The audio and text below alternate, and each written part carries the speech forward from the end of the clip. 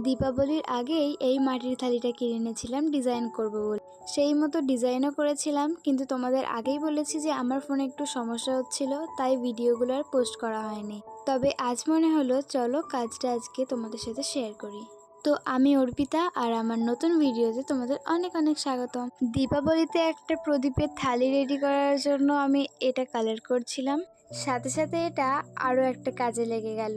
ফোটার দিন যেহেতু ধান, দুব্ব, চন্দন, প্রদীপ এসব রাখার জন্য একটা থালির প্রয়োজন, সেখানে আমি এই থালিটাই ব্যবহার করেছি। অনেক দিন ধরে ভাবছিলাম একটা থালির ডিজাইন করব, কিন্তু জানি না কেন আর হয়েই ওঠেনি। তবে আজ আমি প্রথম একটা থালি রেডি করলাম। তো এটাই ছিল আমার থালির ওপর প্রথম ডিজাইন করা।